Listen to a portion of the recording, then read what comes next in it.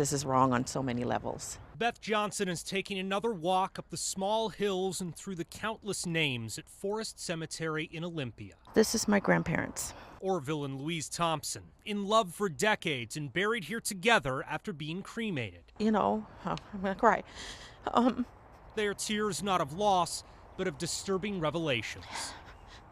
Earlier this spring, the cemetery moved the Thompsons and other cremated remains, tearing them out and relocating them all in a clump on the other side of this stone monument. She had chosen the spot that she had chosen, which was near the Bible, under the Lord's Prayer.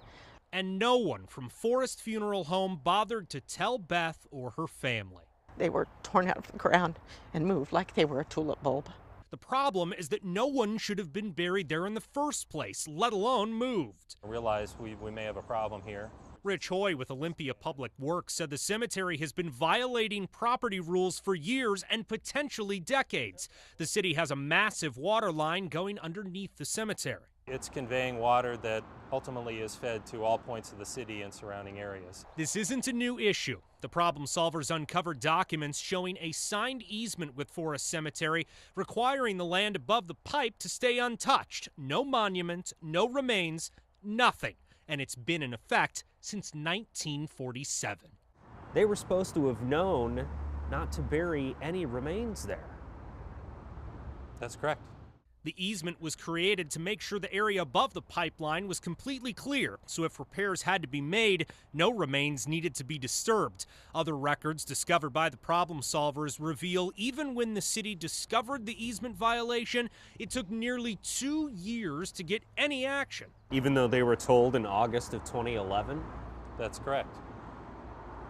How is that acceptable? Well, we realize the sensitivity of the situation here. Sensitivity appears to have been lost along the way and compliance with state regulations. Am I the first guy to ever come to your office and ask you about this stuff? You are.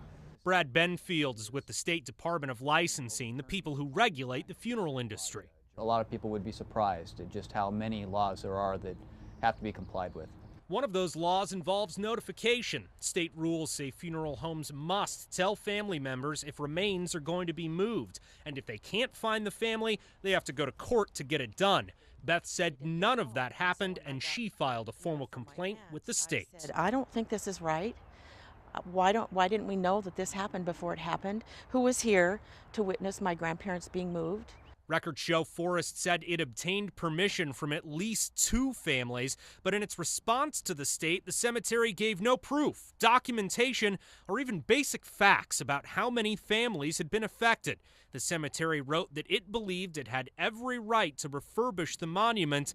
The cemetery refused to speak with us on camera and told Johnson it was just too complicated to get permission from everyone. There's just too many people involved.